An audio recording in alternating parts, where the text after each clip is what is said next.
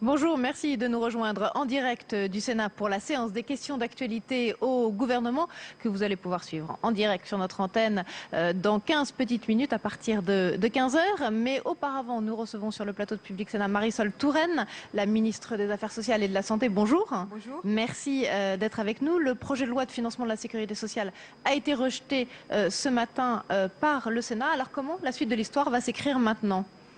Le texte va retourner à l'Assemblée nationale, il va suivre son chemin et donc sur le plan juridique, sur le plan politique, il y aura bien sûr dans quelques semaines un budget de la sécurité sociale qui marquera des avancées significatives en matière de droits sociaux, de protection en direction des Français. Ce matin, le Sénat a fait le choix de rejeter la partie recettes, c'est-à-dire les ressources nouvelles qui vont aller dans la sécurité sociale sans même aborder les enjeux de dépenses, c'est-à-dire la manière dont on conçoit l'assurance maladie, la santé pour nos concitoyens. Et je le regrette, je le dis, puisque que l'opposition se soit opposée, c'est classique et attendu. Mais le groupe communiste, le groupe communiste n'a pas souhaité voter ce texte. Moi, je regrette, je l'ai déjà dit, que la majorité n'ait pas été rassemblée, et je le répète, n'ait pas été rassemblée pour un texte qui apporte de nouvelles protections et de nouveaux droits aux Français. Mais parce que les sénateurs du Front de gauche trouvent que les mesures de justice sociale dans le texte sont insuffisantes.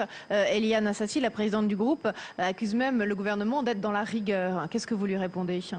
Il y a la volonté de faire preuve de responsabilité et moi je le dis très simplement et très clairement, ça n'est pas en creusant le déficit de la sécurité sociale que nous apporterons des garanties solides aux Français dans la durée. Vous savez, si le déficit de la sécurité sociale continue, alors nous ne pourrons pas faire face à nos obligations et ce sont les assurances privées qui seront les grandes gagnantes. Mais en réalité, je crois qu'il y a dans le même temps le refus de voir certaines avancées très fortes qu'il y a dans ce texte en faveur de l'hôpital public, en faveur des retraités, par exemple, des retraités des secteurs de l'amiante, en faveur d'une médecine de proximité qui apporte davantage de garanties aux Français. Donc il y a toute une série de mesures qui n'ont même pas été évoquées et je le regrette. Donc vous dites aujourd'hui, tant pis pour le Sénat, tant pis pour les taxes aussi qui ont été adoptées par la Haute Assemblée cette semaine. On pense notamment à l'amendement qu'on appelle l'amendement Nutella. Que va-t-il devenir ? Je ne sais pas encore. Je ne sais pas si des députés souhaiteront reprendre à leur compte cet amendement, qui était un amendement d'origine parlementaire, sénatoriale. Je dois dire que, pour ma part, je suis très réservée sur la multiplication de taxes sur les produits alimentaires, car je crois que nous avons besoin... C'est ce qui s'est passé en séance ici au Sénat. Oui, c'est ce qui a été retenu et entendu. Il y a eu les taxes sur l'aspartame, la taxe sur l'huile de palme. Mais il faut une politique de santé publique. Le gouvernement l'a dit, il y aura une loi de santé publique en 2013 et c'est à cette occasion qu'il nous faudra marquer des orientations, des priorités et des moyens d'action. Comment mieux prévenir, comment mieux garantir la santé des Français. Donc moi je suis réservée sur des politiques qui au fond se contentent de taxer sans que soit fait le lien clairement avec des enjeux de santé publique, mais nous verrons comment les députés choisissent de s'emparer de cette question. Oui, mais en tout état de cause, vous restez, vous, sur votre position défendue ici au Sénat? Oui, bien sûr. Quels que soient les amendements à l'Assemblée nationale. Oui, bien sûr, mais le débat se poursuit. En même temps, le texte que nous avons présenté à l'origine a été enrichi, il a été transformé par les débats parlementaires. À l'évidence, les députés vont souhaiter conforter la position ou les positions qu'ils ont portées lors des discussions précédentes. Et je crois que c'est dommage aussi pour les sénateurs que leur contribution ne puisse pas être mieux entendue et mieux retenue.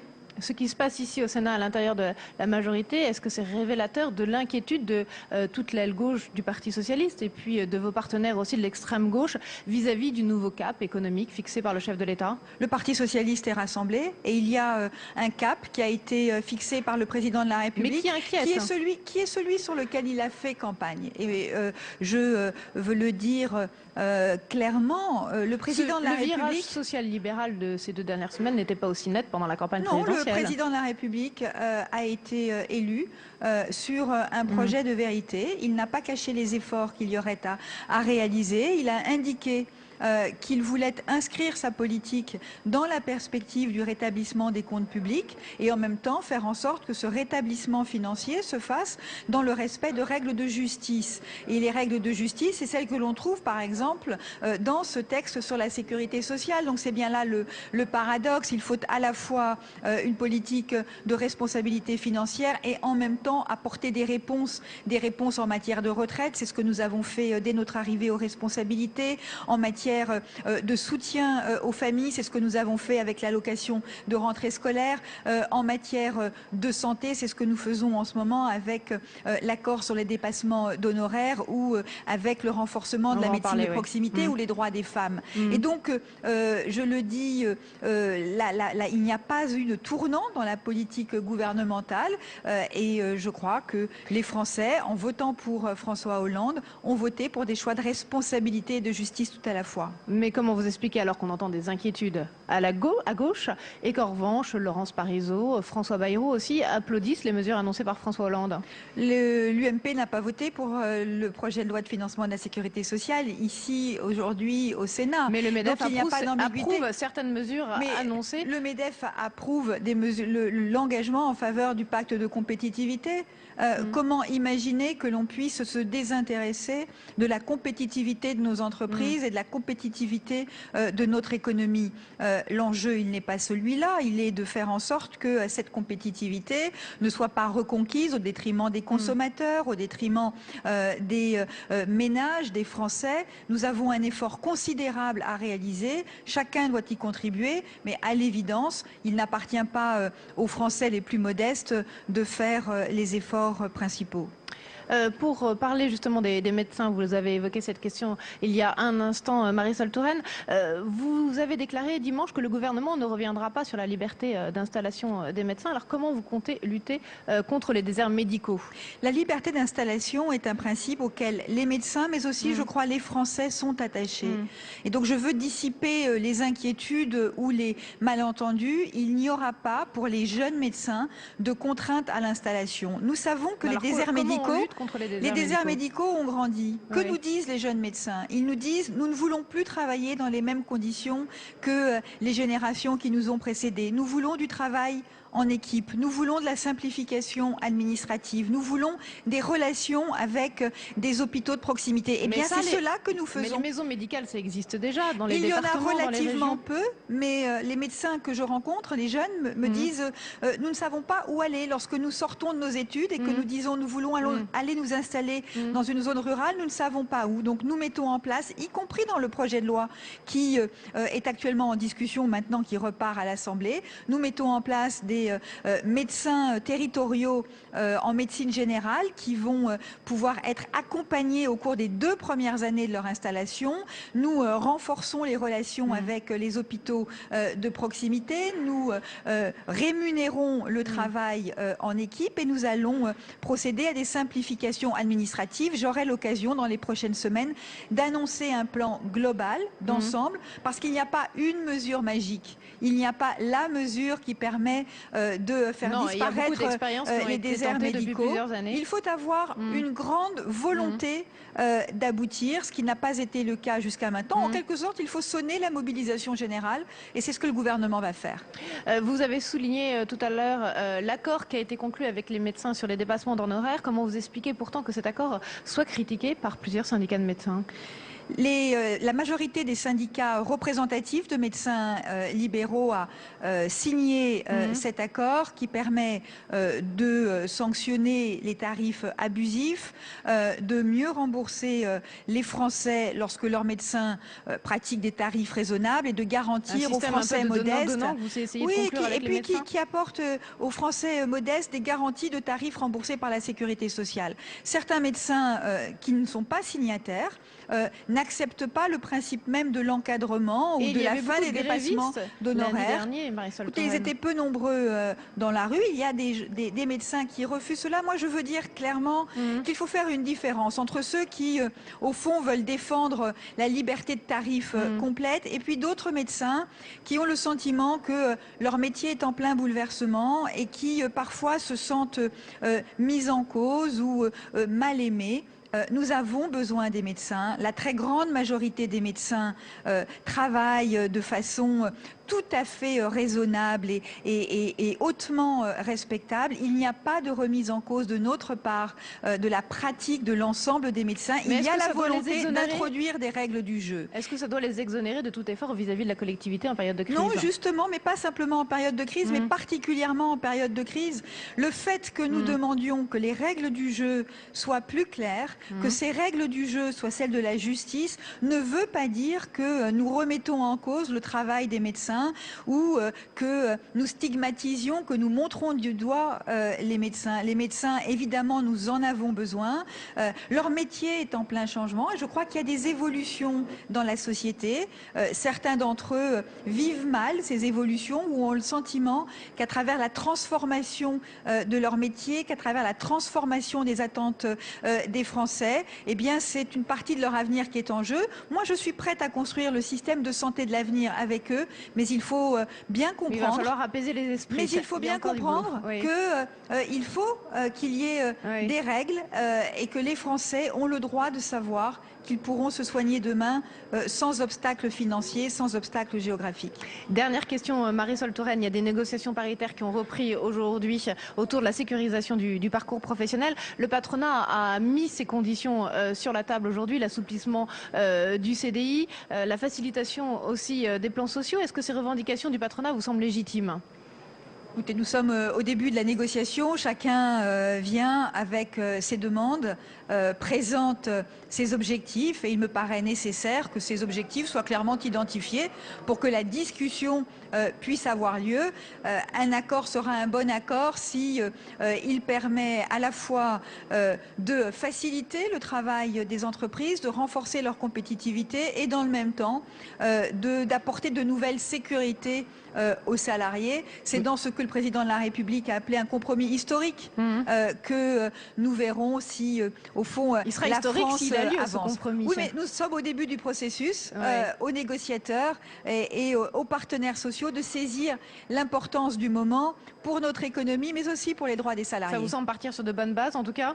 Écoutez, il y a une volonté de discuter et une volonté d'avancer, de part et d'autre, je crois. Maintenant, il y aura des différences. Nous verrons comment ce temps de négociation permet d'avancer. Très bien. Écoutez, je vous remercie beaucoup, Marisol Touraine, d'être venue sur notre plateau avant cette séance des questions d'actualité au gouvernement. Je vais vous laisser rejoindre l'hémicycle du Sénat puisque la séance va débuter dans 1 minute ou 2. Séance des questions d'actualité aujourd'hui consacrée notamment avec plusieurs questions au pacte de compétitivité annoncé la semaine dernière par le gouvernement. Des questions sur ce point à la fois de l'UMP, des centristes par la voix de leur président François Queteau, mais également des socialistes. Et puis le gouvernement va également être interpellé cet après-midi dans l'hémicycle sur la question des gaz de schiste. C'est Yvon Collin, le sénateur radical, qui va poser cette question à laquelle répondra Delphine Batho, la ministre de l'écologie. Yvon Collin qui est plutôt favorable à l'exploitation des gaz de schiste. Il viendra après sur notre plateau ici en salle des conférences pour se confronter avec Hélène Lipiès, une sénatrice verte, qui elle va interpeller le gouvernement sur l'arrestation d'Aurore Martin. Vous savez, cette militante basque. Beaucoup d'élus du sud-ouest de la France, notamment des élus communistes, mais aussi des élus verts, se sont engagés aux côtés d'Aurore Martin. On verra ce qu'en dira sur ce plateau après les questions d'actualité au gouvernement Alain Vidalis, le ministre chargé des relations avec le Parlement. Donc vous avez compris, on va suivre dans quelques instants, et j'entends la sonnerie de la séance qui retentit, eh bien on va suivre en direct la séance des questions d'actualité au gouvernement au Sénat, et puis après sur ce plateau situé dans la salle des conférences qui est juste à côté de l'hémicycle du Sénat, eh bien viendront débattre après la séance des sénateurs, des ministres sur les différents points d'actualité abordés ici au Sénat cet après-midi. Voilà, la porte du cabinet de départ, c'est-à-dire le cabinet où se retrouve à la fois le président du Sénat et le Premier ministre ou le ministre chargé des relations avec le Parlement, s'est ouverte. On les voit se diriger tranquillement, mais sûrement, vers l'hémicycle du Sénat, ce qui signifie que d'ici 1 minute, cette séance pourra démarrer. Je vous rappelle que 10 questions sont posées au gouvernement. Les différents groupes politiques du Sénat ont chacun un temps bien défini pour interpeller tous les 15 jours le gouvernement, les ministres, sur les questions d'actualité qu'ils choisissent eux-mêmes.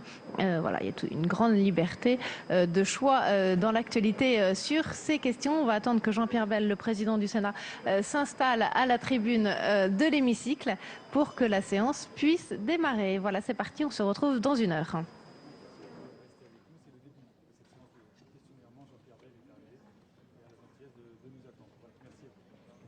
La séance est reprise.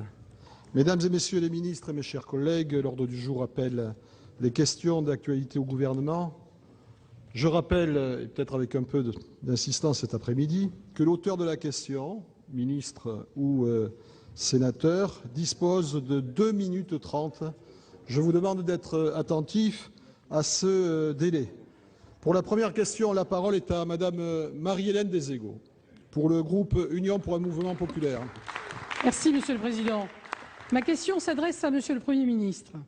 Monsieur le Premier ministre, après toutes les péripéties de votre communication, il y aura donc un avant et un après rapport Gallois.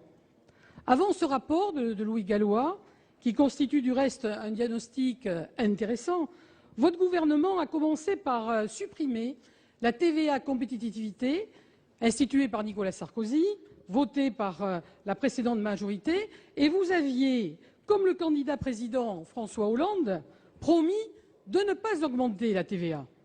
6 mois plus tard, dès le lendemain de la remise officielle de ce rapport Gallois, vous faites l'inverse, reconnaissant implicitement que vous avez fait des choix erronés, selon un calendrier inadapté. En tout état de cause, nous avons perdu 6 mois. Je voudrais vous interpeller car la conséquence de tout cela, c'est que personne ne peut plus voter en l'état, je dis bien en l'état, le budget 2013 que vous présentez. Il y a ceux qui croient au rapport Gallois, qui constatent que le budget 2013 ne tient pas compte des préconisations du rapport et qu'elles ne seront intégrées budgétairement qu'en 2014. Franchement, mes chers collègues, comme si on pouvait se permettre d'attendre 2014. Et puis, il y a ceux qui sont contre ce rapport, dans votre propre majorité, et qui ne peuvent enregistrer, je le dis sincèrement, que des reculs, que des renoncements par rapport à des promesses de campagne. Alors, je repose la question. Qui peut voter en l'état ce budget 2013 ? Moi, je vous rappelle qu'un budget, c'est l'instrument financier d'une politique. Quand vous dites nous, c'est peut-être pas suffisant. Il doit être en tout état de cause, ce budget, qui doit être un instrument financier d'une politique. Il faut qu'il soit d'abord un moment de vérité. Et en l'état actuel, ce document budgétaire, il est dépassé. Il ne correspond plus à l'inflexion de la politique que vous avez décidé de suivre suite au rapport Gallois. C'est vraiment dommage parce que je pense que notre pays mérite mieux. Alors je vous le dis avec une certaine gravité, à défaut de le dire au Premier ministre qui n'est pas là. Je le dis à vous, mesdames et messieurs les ministres, qui avez chacun en responsabilité une partie du budget 2013. Eh bien la vérité, c'est dès ce budget 2013. La vérité, c'est maintenant. Merci. Pour vous répondre, Monsieur Pierre Moscovici, ministre de l'Économie et des Finances.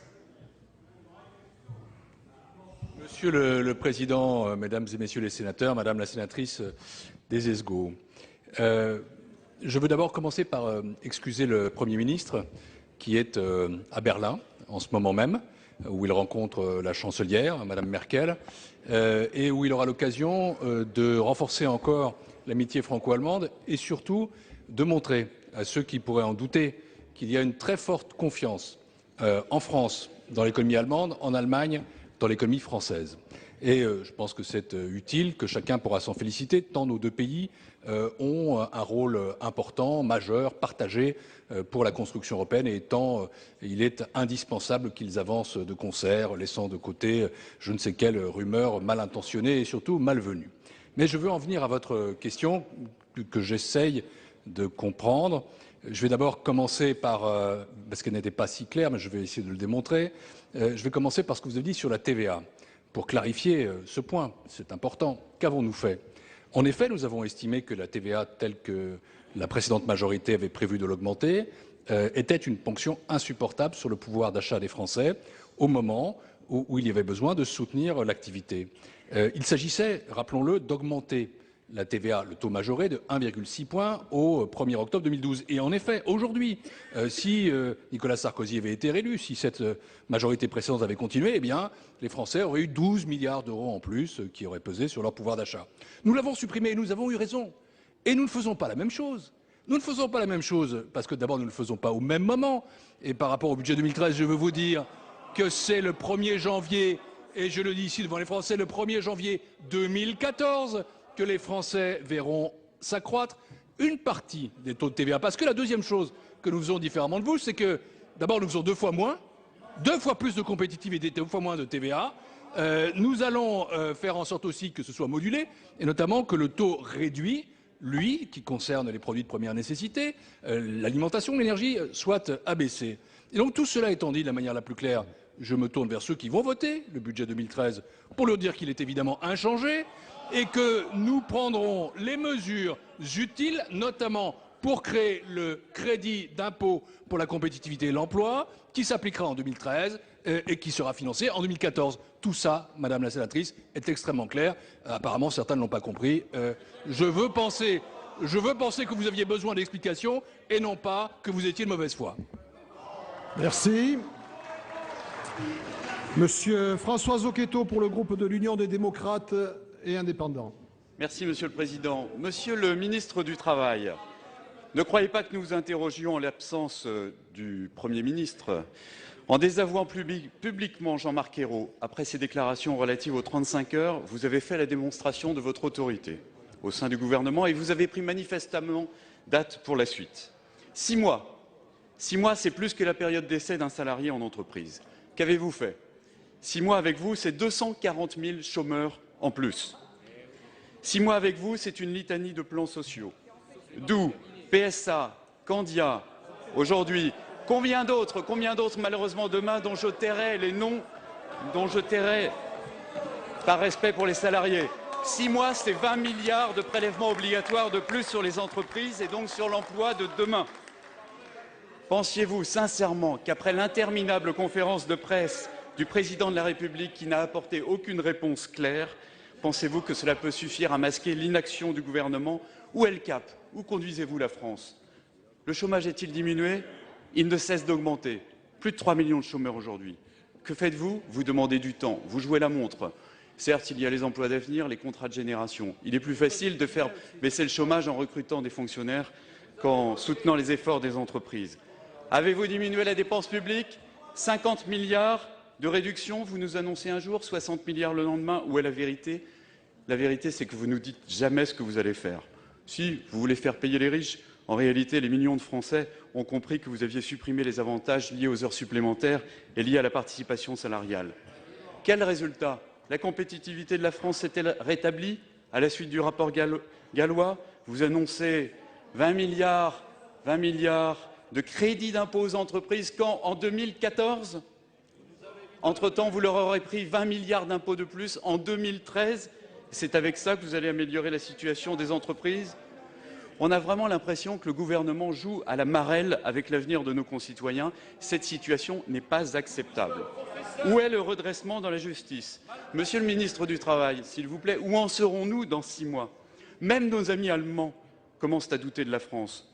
Ils sont comme nos concitoyens. Vous avez compris, l'urgence sociale n'a jamais été aussi lourde, Monsieur le ministre du Travail. Lors de sa conférence de presse, le président de la République, je le cite, a souhaité vouloir faire nation. Qu'en pensez-vous? Faire réforme? Merci pour la réponse, Monsieur Michel Sapin, ministre du Travail, de l'Emploi, de la formation professionnelle et du dialogue social. Merci beaucoup, Monsieur le Président, Mesdames, Messieurs les sénateurs. Monsieur le sénateur Zocchetto, j'ai bien fait de me méfier du compliment de départ.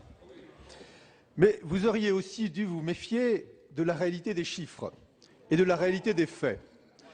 Car je suis tout prêt à parler des 6 mois ou de l'année qui vont venir. C'est notre responsabilité, pas la vôtre, la nôtre. Mais faites attention quand vous parlez des 6 mois de l'année ou des 5 années qui ont précédé. Parce que le premier chiffre que vous devriez avoir en tête pour poser avec modestie et modération des questions sur le sujet extrêmement important de l'emploi, le premier chiffre que vous devriez avoir en tête, c'est le million de chômeurs de plus en 5 ans dans la majorité que vous avez soutenue. Ce qui veut dire quoi? C'est que ni ceux qui ont dirigé hier, ni ceux qui dirigent aujourd'hui ne doivent faire preuve de trop de certitude et d'arrogance.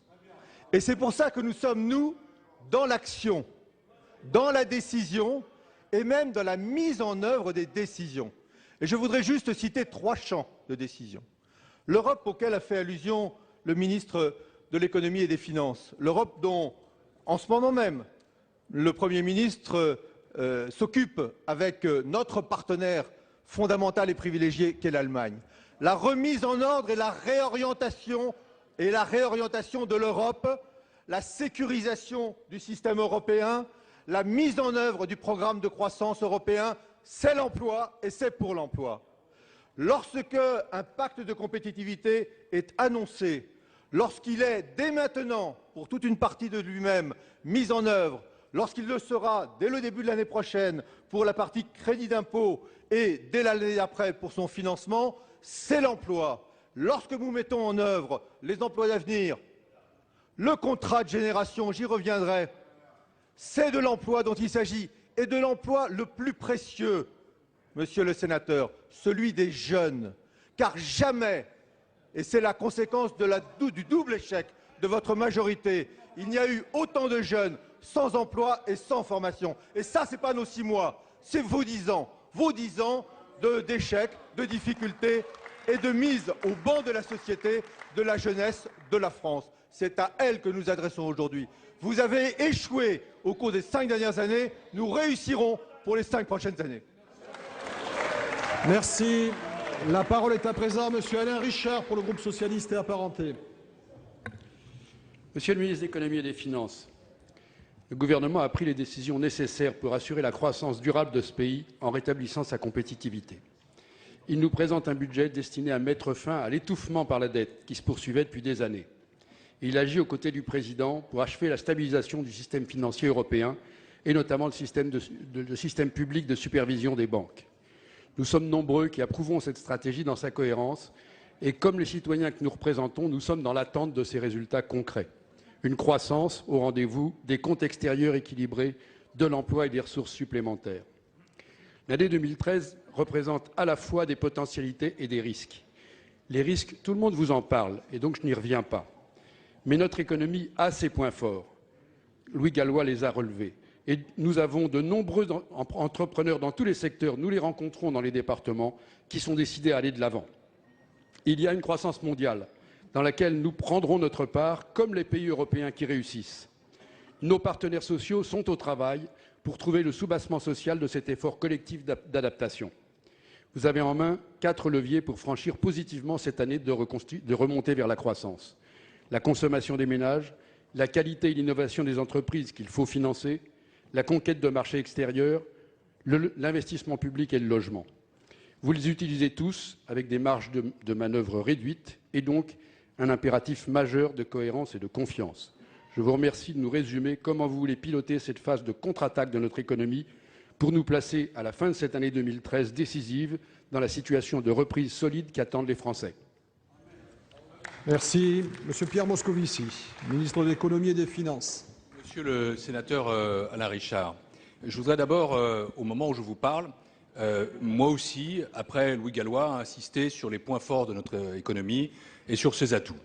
Vous n'êtes pas sans le savoir, ce matin, l'INSEE a annoncé les chiffres pour la France pour ce qui concerne le troisième trimestre de l'année 2012, l'année en cours.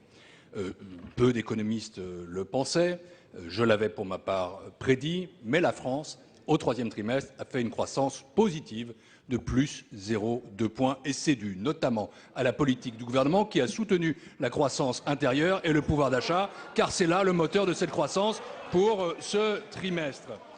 Et puis, mais ne guettez pas les mauvaises nouvelles, réjouissez-vous des bonnes, mesdames et messieurs de l'opposition, soyez cohérents, soyez dans l'unité autour de notre économie. Et puis, ce matin aussi, la France a emprunté à des taux d'intérêt historiquement bas, ce qui est un signe de confiance inédit, majeur dans notre économie et aussi, je crois, de crédibilité de la politique que nous menons. Alors, vous m'interrogez sur la cohérence. Je veux vous dire que cette politique, nous allons la mener sur 3 points ou avec 3 piliers. Le premier, vous le connaissez, c'est le sérieux budgétaire, car il faut désendetter le pays. Le désendettement, l'endettement, c'est l'ennemi de l'économie, c'est l'ennemi des services publics. Tout euro que nous gagnerons qui ne sera pas consacré à la dette sera gagné pour l'éducation, pour la justice, pour l'hôpital ou pour l'emploi. Nous mènerons cette politique avec beaucoup de résolution. Le deuxième pilier, vous l'avez évoqué, c'est la construction européenne. Nous travaillons à la réorienter. Je citerai le pacte de croissance qui a été obtenu de haute lutte. Je citerai la taxe sur les transactions financières ou encore la recapitalisation de la Banque européenne d'investissement. L'Europe est en train de sortir de son ornière, la zone euro est en train de sortir de son ornière et l'action que nous menons y est pour quelque chose. Enfin, le troisième pilier, c'est la compétitivité. Que n'avait-on dit? Que nous ne tiendrions pas compte du rapport Gallois, qu'il allait être enterré. Il n'a pas été enterré, il nous a entraînés vers une politique sans précédent, courageuse, qui traite tous les facteurs de la compétitivité hors coût et la compétitivité coût, la compétitivité prix. Et enfin, comme pour les 3 mousquetaires, il y a 4 piliers. C'est la réforme du marché du travail que mène Michel Sapin et qui est un enjeu absolument historique. Voilà ce que nous faisons. Je pense que c'est une politique courageuse qui tirera le pays de son ornière. J'appelle chacun à participer à la mobilisation et au redressement et ainsi, en effet, nous réussirons.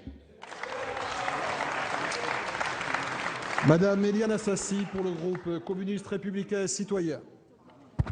Merci Monsieur le Président, mesdames et messieurs les ministres, mes chers collègues.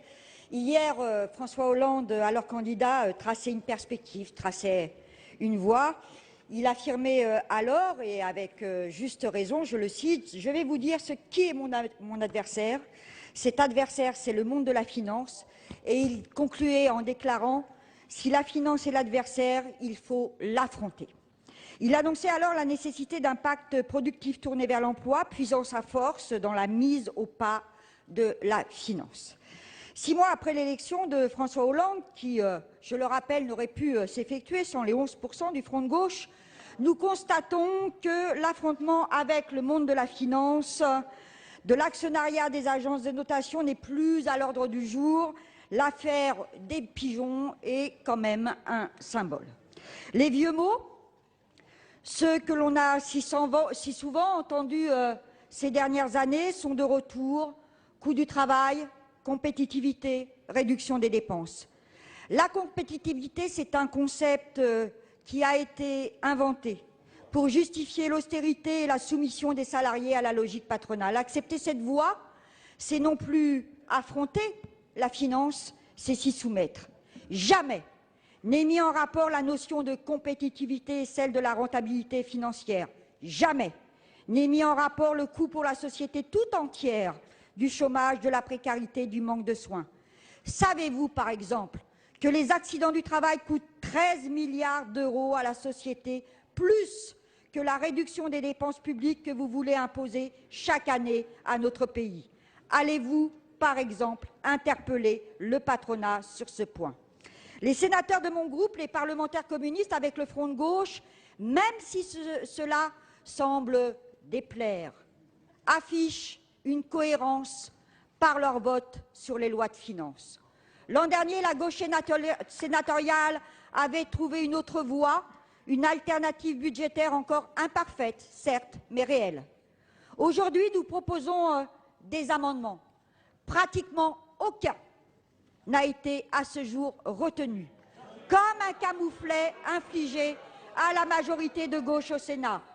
Pourtant, un seul d'entre eux, un seul, taxant la spéculation sur le rachat des entreprises en difficulté, rapporterait 17 milliards d'euros. Monsieur le ministre, ni vous, ni nous ne souhaitons le retour de la droite au règne de notre pays. Mais allez-vous enfin, avec le gouvernement, étudier sérieusement nos propositions qui, loin de relever de la surenchère, sont celles de la cohérence et du respect des engagements pris? Merci, Monsieur Pierre Moscovici, ministre de l'Économie et des Finances. Madame la sénatrice Éliane Assassi, croyez que je respecte, comme le gouvernement, les convictions qui sont les vôtres, la cohérence qui est la vôtre, ce que la force politique que vous représentez peut exprimer. Et en même temps, je veux dire que je ne partage pas cette vision des choses. Et je crois que vous faites fausse route en soulignant un espèce de procès en reniement qui n'est pas conforme à la vérité. Nous ne changerons pas de cap, nous avons tracé un cap et c'est ce cap-là que nous allons suivre, Madame la sénatrice. Et je veux revenir sur quelques-uns des arguments que vous avez évoqués pour montrer à quel point vous vous trompez et à quel point le président de la République est au contraire, et il l'a montré dans sa conférence de presse, dans la continuité des engagements qu'il a pris devant le pays et que votre parti, vos partis ont accepté. Vous parlez d'un pacte productif, mais c'est bien de ça dont il s'agit. Dans quelques semaines, je reviendrai devant vous pour présenter ici le projet de banque publique pour l'investissement, première proposition du candidat François Hollande, qui sera la banque des PME, la banque des ETI, la banque de l'innovation, la banque des territoires. Est-ce que ce n'est pas un élément du pacte productif ? Et vous critiquez le mot compétitivité. Je crois que vous faites radicalement fausse route. Nous sommes dans une compétition. Nous livrons une bataille. C'est une bataille économique, cette bataille elle est mondiale. Il faut muscler l'appareil productif français. Qui peut dire le contraire? Qui peut se réjouir de la désindustrialisation qui, en réalité, vous le savez, touche d'abord les plus défavorisés, les couches ouvrières, les classes ouvrières? Nous avons besoin de relancer l'appareil productif. De la même façon, nous allons poursuivre notre combat pour la justice. J'évoquais il y a une seconde les chiffres de la croissance pour le troisième trimestre 2012. Et si cela se passe comme ça, c'est parce que nous avons agi pour le pouvoir d'achat, c'est parce que nous avons augmenté l'allocation de rentrée scolaire, c'est parce que nous avons fait diminuer les prix du carburant, c'est parce que nous avons donné un coup de pouce au SMIC, c'est parce que nous avons étalé la facture dont nous héritions sur le gaz en faveur des couches populaires. C'est cela que nous avons fait. Et plutôt que de vous livrer à ce procès que je crois malvenu, je vous invite à nous rejoindre dans ce combat, qui est le combat pour la justice, qui est le combat pour le redressement, qui est un combat aussi qui mène à des réformes qui sont dialoguées, concertées. C'est un changement de méthode, c'est un changement de cap. En effet, ce pays a maintenant un cap, il a un capitaine. Tout cela se fonde sur un diagnostic qui est le diagnostic juste. Rejoignez-nous, madame, dans un combat commun qui doit être celui de la gauche. Merci. Madame Hélène Lipietz pour le groupe écologiste.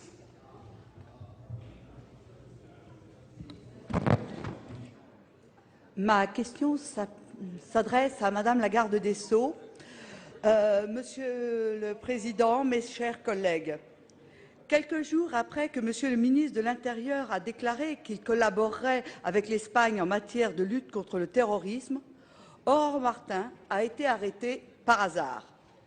Les écologistes prennent donc acte que Fortuna, déesse de la chance, est avec lui.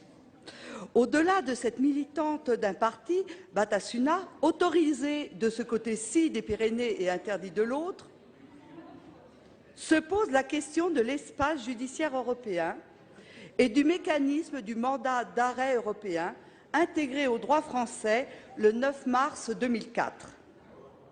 La validité du mandat d'arrêt européen exige que les faits reprochés dans l'État émetteur fassent encourir plus de 3 ans d'emprisonnement, mais n'inclut aucune obligation d'avoir une double incrimination dans le pays d'accueil et dans le pays émetteur. Or, il n'existe pas de référentiel européen de l'échelle des peines ni de la qualification des délits et des peines. À quand une réflexion sur ce sujet? Je sais que les députés européens, Verts et ALE, ont interpellé en urgence la Commission européenne. Dans le cas d'Aurore Martin, le dossier présenté par la justice espagnole a semblé solide tant à la Cour d'appel de Pau qu'à la Cour de cassation et qu'à la Cour européenne des droits de l'homme. La dissolution de Batasuna espagnole a été validée par un juge reconnu pour son intégrité en matière de lutte contre les dictatures, le juge Garzón, et confirmée là aussi par la Cour européenne des droits de l'homme. La justice espagnole est saisie, nous ne sommes plus au temps de Franco et nous pouvons espérer qu'elle sera sereine. Cependant, en juillet 2011, à l'occasion de la précédente arrestation d'Aurore Martin, le futur président de la République déclarait qu'il y avait un principe de clémence à faire respecter. De plus, la résolution du conflit basque est en cours depuis la conférence de conciliation d'Haïti du 17 octobre 2011 et l'ETA a renoncé à la lutte armée. C'est pourquoi les Français et Françaises peuvent légitimement s'interroger sur l'absence de possibilité de retarder une remise à un État tiers d'une citoyenne française, décision particulièrement grave. Le mal est fait, reste une question. Comment la France entend-elle assurer la protection consulaire d'Aurore Martin, qui n'a toujours pas reçu la visite du consul de France? Merci, Monsieur Alain Vidalis, ministre chargé des Relations avec le Parlement.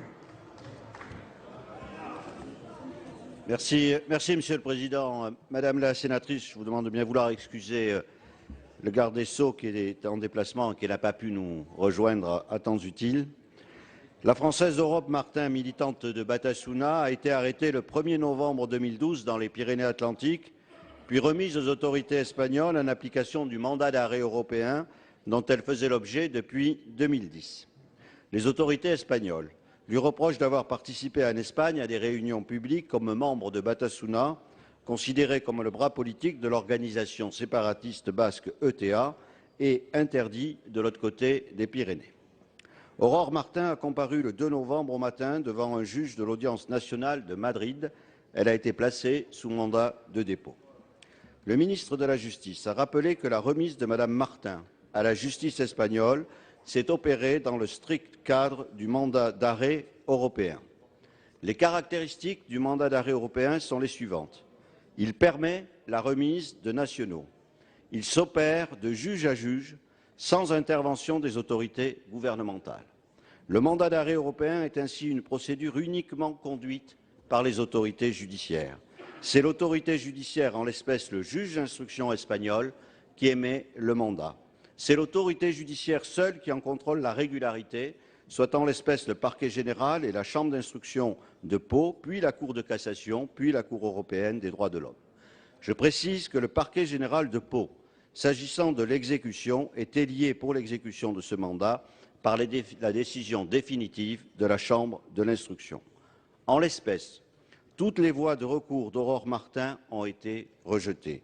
Par arrêt du 15 décembre 2010, la Cour de cassation a rejeté son pourvoi. La Cour européenne des droits de l'homme a aussi déclaré irrecevable une demande présentée par la jeune femme en mai dernier. Le mandat d'arrêt européen est enfin utilisé sans que soit imposée la condition de la double incrimination pour une liste précise d'infractions graves punies d'au moins 3 ans, en particulier le terrorisme. Cette caractéristique rend dès lors sans objet pour ces infractions une harmonisation des délits et des peines. Le gouvernement et la garde des Sceaux sont bien entendu très attentifs à la situation de leurs nationaux. Aurore Martin bénéficie de manière très concrète de la protection consulaire accordée par la France à tous ses nationaux et en particulier à ceux qui sont en détention. La France est également très attentive à la suite de la procédure, désormais conduite en Espagne par des autorités judiciaires dont elle respecte scrupuleusement l'indépendance assurée dans le cadre démocratique espagnol. Merci, Monsieur Yvon Collin. pour le groupe du Rassemblement démocratique et social européen. Merci, Monsieur le Président. Ma question s'adresse à Madame la ministre de l'Écologie, du Développement durable et de l'Énergie. Madame la ministre, l'indépendance énergétique de la France doit constituer une priorité. Sur cette question, le groupe RDSE partage l'analyse de l'excellent rapport Gallois, remis la semaine dernière à Monsieur le Premier ministre, à savoir, je cite, « Il faut préserver le faible coût de l'énergie, car c'est un réel atout pour notre industrie et sa compétitivité. » Cela passe par des économies d'énergie, bien sûr, mais aussi par le développement des énergies renouvelables, par le maintien d'une filière nucléaire d'excellence. Cela passe également par la proposition numéro 5 de Louis Gallois, proposition qui est la suivante, je cite à nouveau, « Il faut poursuivre les recherches sur les techniques d'exploitation des gaz de schiste. Car si notre pays dispose des réserves annoncées, il serait irresponsable, selon nous, de s'en priver. » C'est aussi, du reste, la position affirmée il y a 2 jours par le Président de la République, puisqu'il a précisé, concernant les gaz de schiste, que la recherche devait continuer pour trouver d'autres techniques que la fracturation hydraulique, beaucoup trop polluante.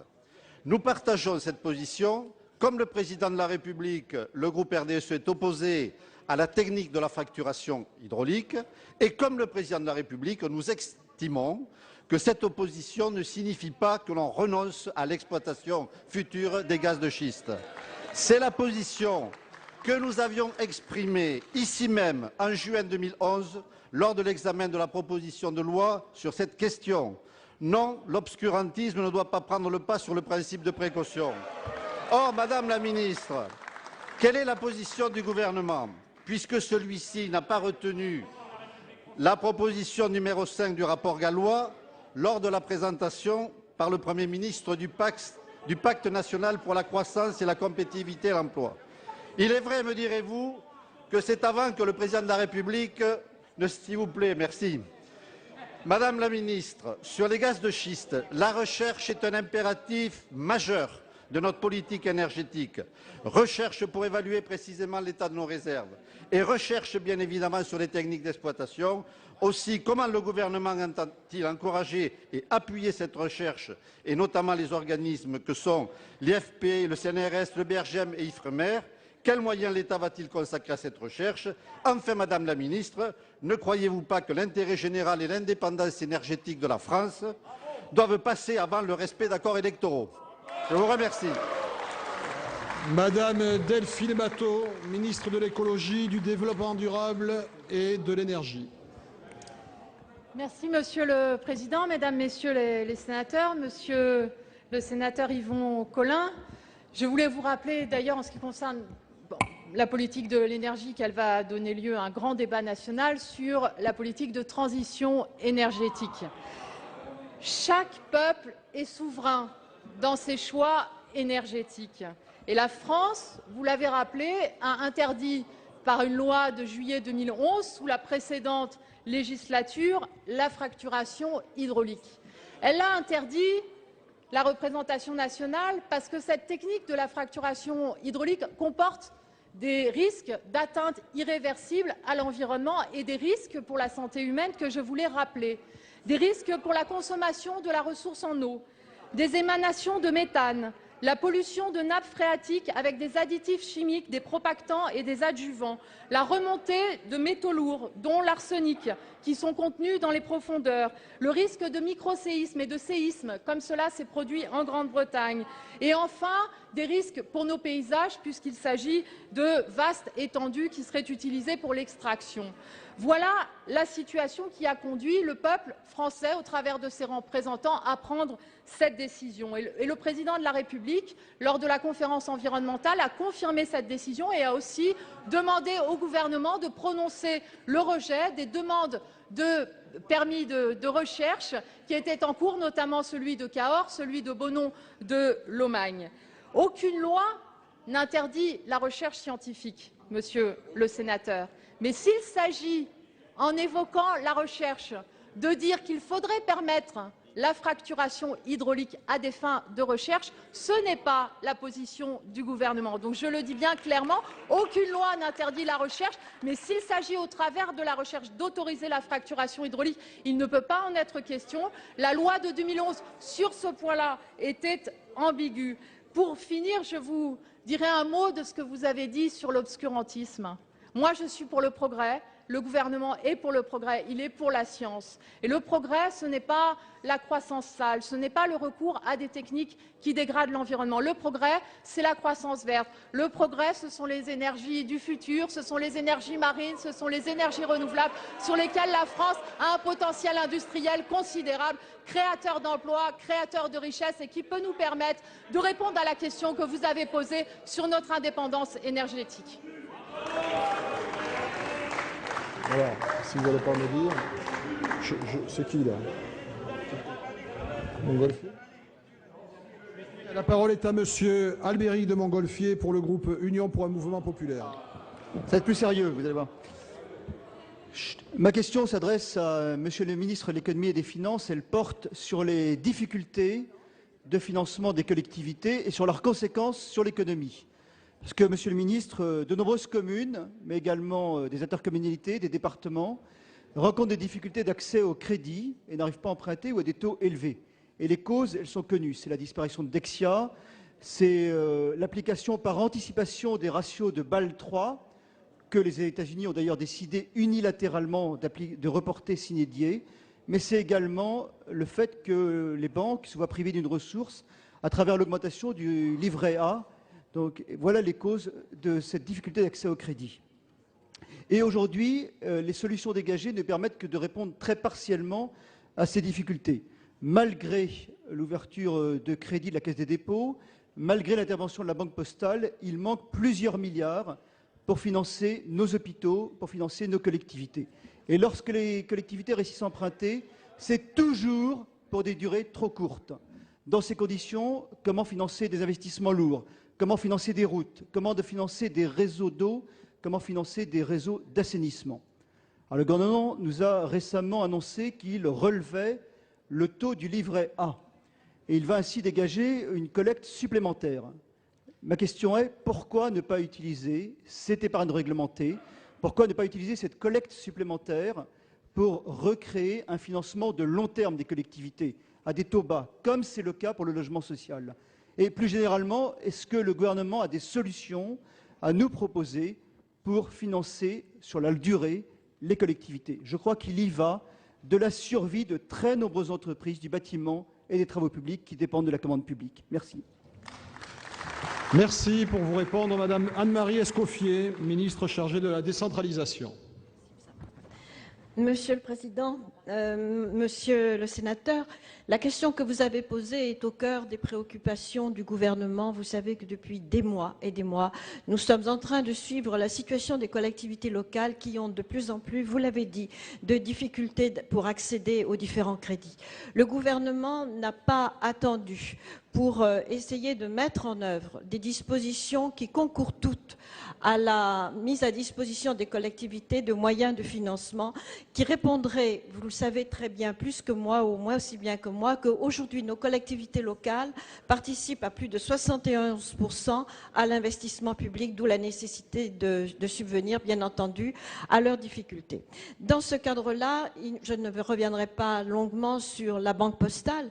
La Banque postale qui, de par les mesures qu'elle vient de prendre, avait déjà dégagé 1 milliard de crédits, qui va en dégager 1 milliard encore sur 2013, mais surtout, parce que ça répond à un vrai besoin de nos petites collectivités locales, qui va permettre des accès à des crédits inférieurs à 200 000 €, qui jusqu'ici était le montant qui était relevé. Là, dès maintenant, dès la semaine dernière, les demandes de crédit à hauteur de 100 000 € ont pu trouver des solutions et ce taux pourrait même être baissé, ce seuil pourrait être baissé à partir de 2013. Je voudrais maintenant en venir à la Caisse des dépôts et consignations que vous évoquiez. S'agissant de la Caisse des dépôts et consignations, l'année 2012 a permis d'ouvrir 5 milliards de crédits, 2 milliards dès le mois de mai, 3 milliards dès le mois de juillet, et je veux l'ajouter quand même et le dire, le taux d'emprunt de la Caisse a été baissé, et sensiblement baissé à la demande du gouvernement.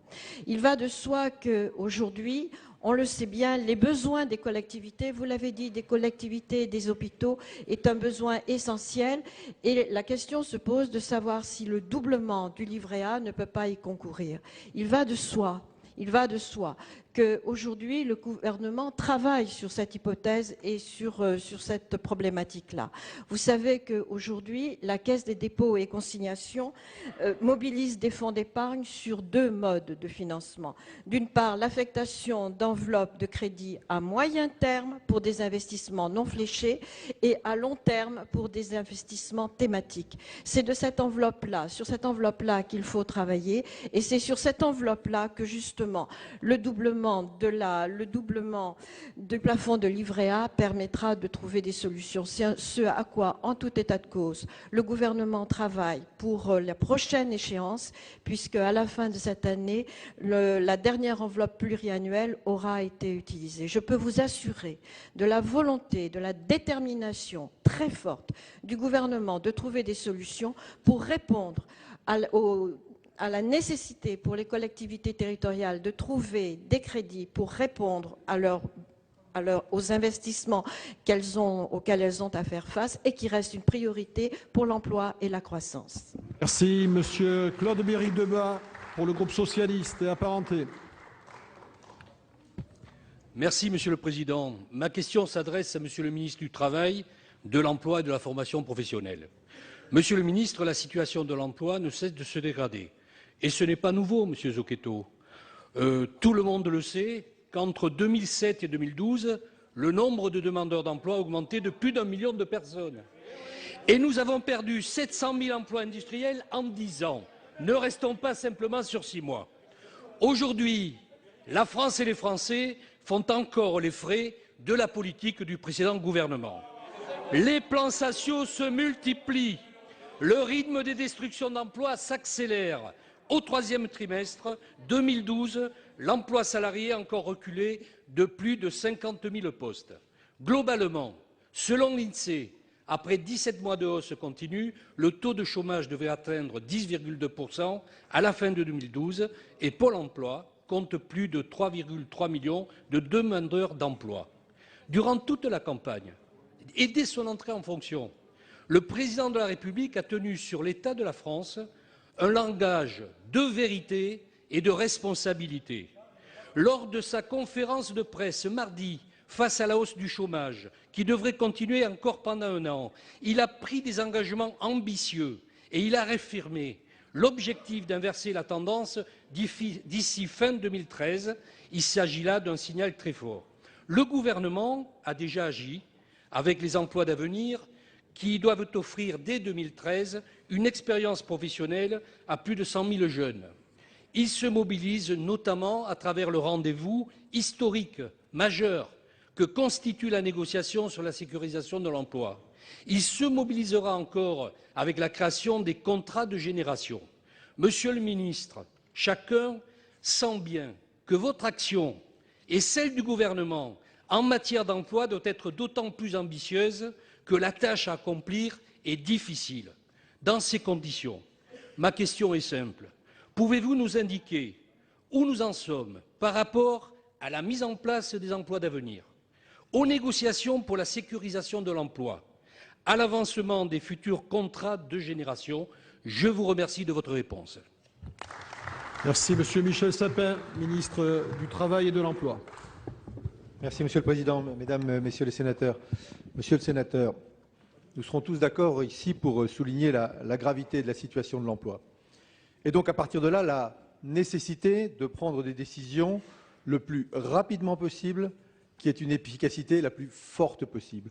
Je ne reviens pas sur les aspects économiques, européens, financiers, budgétaires, du rééquilibrage, redonner confiance, redonner un avenir, redonner des perspectives, refaire démarrer la croissance de notre économie. Et le ministre de l'économie et des finances soulignait la croissance de ce 3e trimestre, alors qu'on s'attendait au contraire à une situation stable. Il y a des éléments qui nous permettent de penser que cette croissance sera porteuse d'emploi. Mais cela ne suffit pas dans une situation aussi dégradée que celle d'aujourd'hui. Il faut aussi des outils au service de l'emploi. D'abord, au service de l'emploi des jeunes. Vous avez cité ces emplois d'avenir. Ils se mettent dès aujourd'hui en place sur l'ensemble du territoire. Nous sommes nombreux ministres Je suis persuadé que vous êtes nombreux parlementaires à participer jour après jour à la signature d'un certain nombre d'emplois d'avenir. Et quand je vois le regard de ces jeunes, lorsqu'ils sont là, qu'ils viennent signer ce qui est souvent leur premier contrat durable, je me dis que nous faisons œuvre utile, non pas seulement pour eux, mais pour la société tout entière. Vous avez parlé du contrat de génération. Le contrat de génération, c'était une idée du candidat, c'est une décision dans son principe du président, et c'est le fruit d'une négociation entre les partenaires sociaux. Mesdames, Messieurs les sénateurs, et certains ici y seront plus sensibles que d'autres, Monsieur le Président Larcher, la négociation entre partenaires sociaux, ça n'est pas une manière de retarder la décision, ça n'est pas une manière de reporter sur d'autres la responsabilité, c'est une manière de préparer la décision, et la décision durable, acceptée par tous et mise en œuvre rapidement. Le contrat de génération, ce seront des jeunes à qui seront offerts des emplois nouveaux, ce seront des plus âgés dans l'entreprise qui ne seront pas poussés en dehors de l'entreprise, et ça sera transfert de compétences entre le jeune et le plus âgé. Ce contrat de génération a fait l'objet d'une négociation. Tous les partenaires, tous, du côté patronal comme du côté syndical, ont signé. Le 12 décembre prochain, le projet de loi sera adopté en Conseil des ministres et vous aurez à vous prononcer sur ce projet de loi, sur l'ensemble de ces bancs, dès le début de l'année prochaine. Enfin, Monsieur le Président, je crois que j'ai été un peu perturbé par le déclenchement de votre chronomètre tardif. Enfin, cette grande négociation sur la sécurisation de l'emploi, elle est décisive, absolument décisive. Je veux dire simplement, les partenaires sociaux ont entre les mains aujourd'hui les moyens de mettre en œuvre une vraie et bonne réforme du marché du travail au sens le plus profond du terme. Plus de sécurité pour celui qui est dans l'emploi et plus de capacité d'adaptation pour la collectivité que représente l'entreprise. C'est ça l'avenir aussi de notre compétitivité. Merci, Monsieur le Ministre. Nous avions rattrapé le retard. La parole est à présent à Madame Laurence Rossignol pour le groupe socialiste et apparenté. Merci, Monsieur le Président. Madame la ministre de l'écologie, du développement durable et de l'énergie, vous avez annoncé la semaine dernière que débutera la semaine prochaine le grand débat sur la transition énergétique. Ce débat, qui figurait parmi les engagements du président de la République, est très attendu. Il est attendu par les ONG, il est attendu par les acteurs économiques du monde de l'énergie, celles des énergies traditionnelles comme celles des énergies renouvelables, comme aussi ceux des industries électro-intensives. Il est attendu par les professionnels du bâtiment et de l'efficacité thermique. Enfin, il est attendu par les parlementaires, dont je suis, qui jugent que nous devons tout à la fois engager vite et fort la réduction de notre consommation d'énergie fossile afin de diviser par 4 d'ici 2050 nos émissions de CO2, et je précise à nos collègues à cet instant que les gaz et huiles de schiste appartiennent bien à la catégorie des énergies fossiles émettrices de CO2, et en même temps de ramener de 75 à 50% la part du nucléaire dans notre mix électrique. Il est attendu aussi car la transition énergétique n'est pas un handicap, mais une opportunité pour l'économie française et sa compétitivité. Or, l'indolence du gouvernement précédent a fragilisé le secteur des énergies renouvelables et a fait prendre à la France un retard considérable dans leur développement. Les enjeux de son débat sont d'associer le plus grand nombre de citoyens à la définition de ce mix énergétique, de rendre acceptable la diversification et aussi de leur montrer le chemin de l'efficacité et de la sobriété énergétique. Madame la ministre, pourriez-vous nous décrire et nous préciser la manière dont ce débat va être organisé, comment il va être déployé sur le territoire pour associer le plus grand nombre de citoyens et d'acteurs, la place que vous entendez réserver à la représentation parlementaire et enfin le calendrier que vous nous proposez.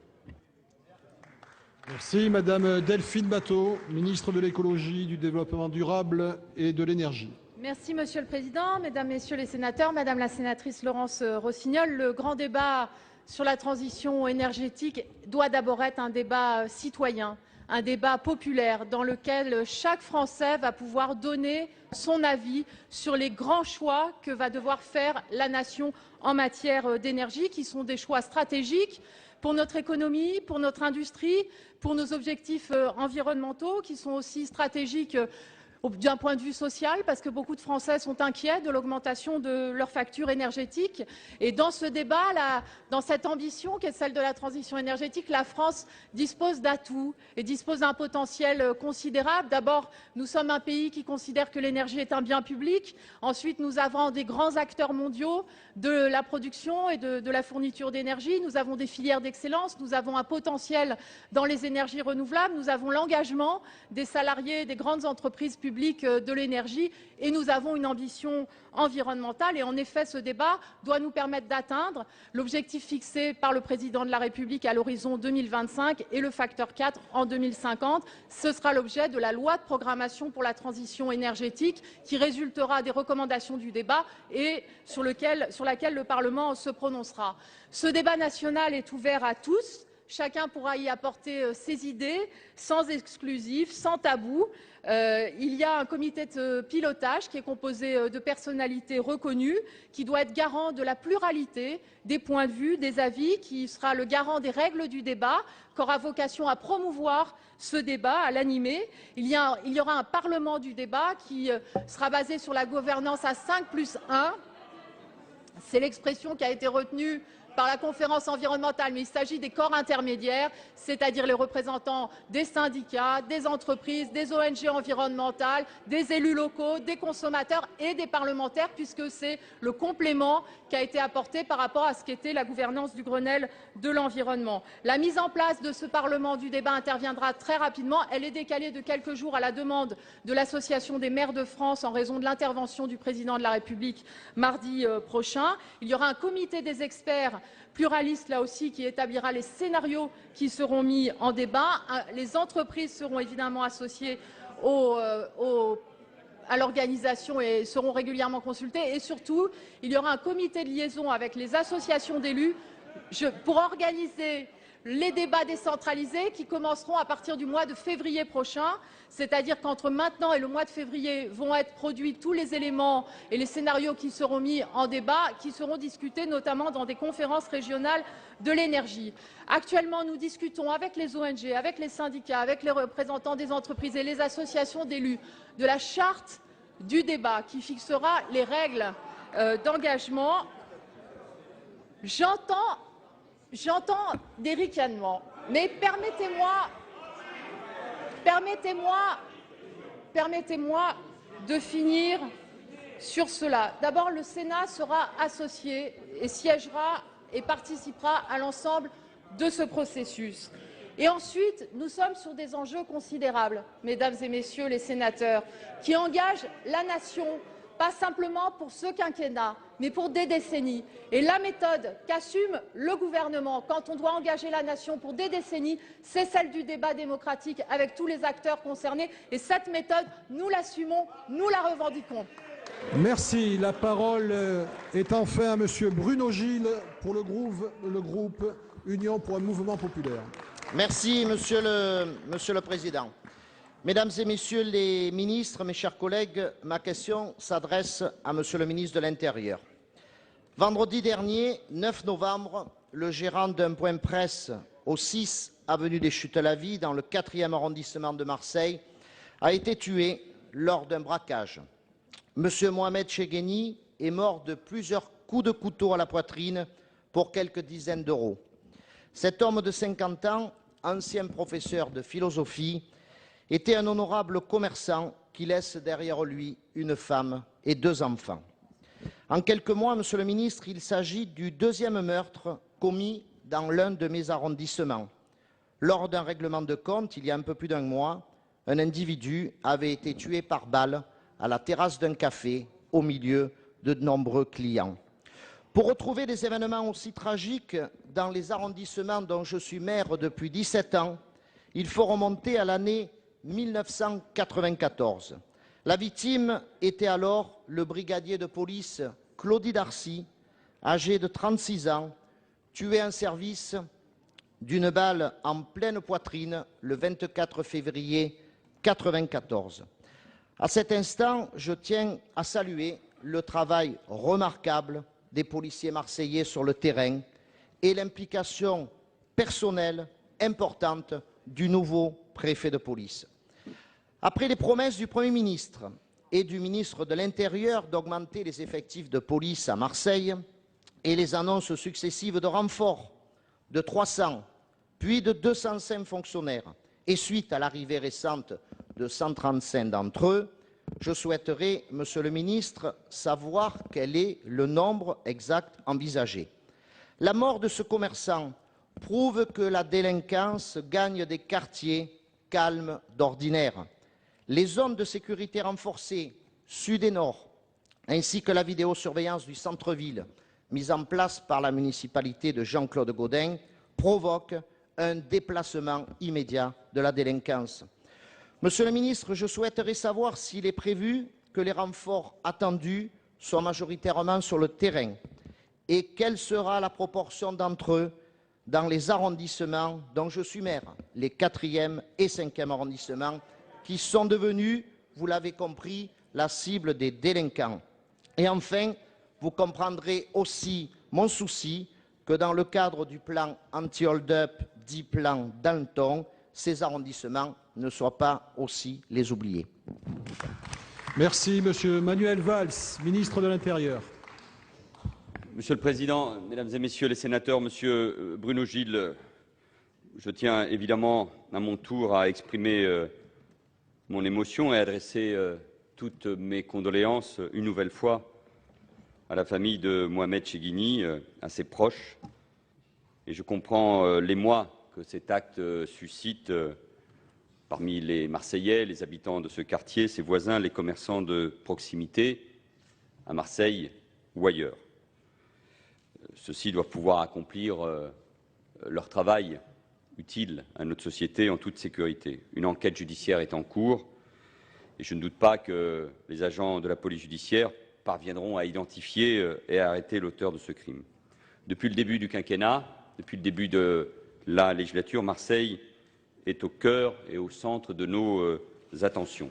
Mais nous savons en même temps qu'il faudra du temps pour faire face, pour répondre aux défis de la délinquance. D'autant plus que les Marseillais se sont naguère fatigués des effets d'annonce. Le Premier ministre a apporté une réponse globale lors du comité interministériel du 6 septembre, puis lors de son déplacement à Marseille, et pas uniquement sur les questions de sécurité. C'est la première fois qu'un gouvernement fait de Marseille, deuxième ville de notre pays, une priorité pour sa sécurité, mais aussi pour son développement économique. Depuis le 2 novembre, 120 fonctionnaires de police supplémentaires sont arrivés en renfort. 40 gendarmes étaient déjà sur place après l'été. Et ils permettront que la présence policière sur la voie publique soit renforcée, et notamment au travers des 2 zones de sécurité prioritaires annoncées cet été pour les quartiers nord, hier, ce matin, pour les quartiers sud. Et vous avez raison, c'est tout Marseille qui doit être concerné. Ça veut bien dire qu'il y avait un lourd problème de délinquance et d'insécurité sur cette ville. 30 fonctionnaires affectés à la police judiciaire et 15 au SDIG arriveront dans les prochaines semaines, car il faut s'attaquer à l'économie souterraine, au trafic de drogue, au trafic d'armes qui gangrène les quartiers de cette ville, et occuper tout l'espace public, quartier nord, quartier sud, centre-ville, ça reste une priorité, mais évidemment, suite aux effets logiques que vous décriviez, c'est toute la ville qui doit être sécurisée. Je me réjouis qu'enfin la ville de Marseille ait mis progressivement en place un plan de vidéoprotection et s'est doté progressivement d'une police municipale à la hauteur des enjeux. Et puis, avec Sylvia Pinel, évidemment, nous sommes préoccupés de la situation des buralistes.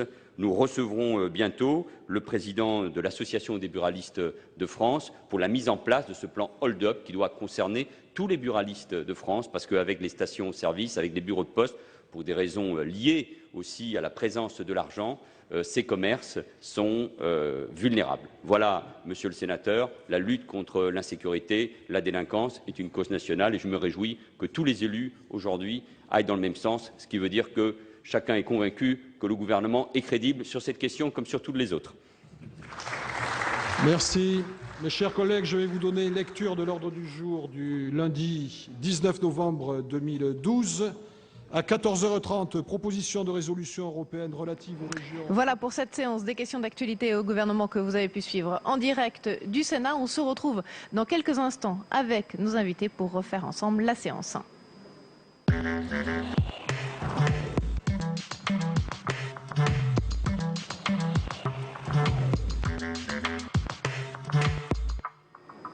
On refait la séance après les questions d'actualité au gouvernement sur Public Sénat avec dans quelques instants nos invités pour venir débattre des questions d'actualité cet après-midi au Sénat, les gaz de schiste, le pacte de compétitivité ou encore ce qui s'est passé en Corse, un énième assassinat hier. Nous allons y revenir dans quelques instants avec nos invités qui vont nous rejoindre dans cette salle de conférence du Sénat. Mais je vous propose tout de suite de réentendre un premier extrait de ces questions d'actualité aujourd'hui. Il s'agit de Michel Sapin qui répondait à une question sur la croissance et sur les chiffres du chômage et il prend à partie les rangs de la droite. Écoutez. Lorsque un pacte de compétitivité est annoncé, lorsqu'il est dès maintenant, pour toute une partie de lui-même, mis en œuvre, lorsqu'il le sera dès le début de l'année prochaine pour la partie crédit d'impôt et dès l'année d'après pour son financement, c'est l'emploi. Lorsque nous mettons en œuvre les emplois d'avenir, le contrat de génération, j'y reviendrai, c'est de l'emploi dont il s'agit et de l'emploi le plus précieux, monsieur le sénateur, celui des jeunes. Car jamais, et c'est la conséquence du double échec de votre majorité, il n'y a eu autant de jeunes sans emploi et sans formation. Et ça, ce n'est pas nos 6 mois, c'est vos 10 ans d'échecs, de difficultés et de mise au banc de la société de la jeunesse de la France. C'est à elle que nous adressons aujourd'hui. Vous avez échoué au cours des 5 dernières années.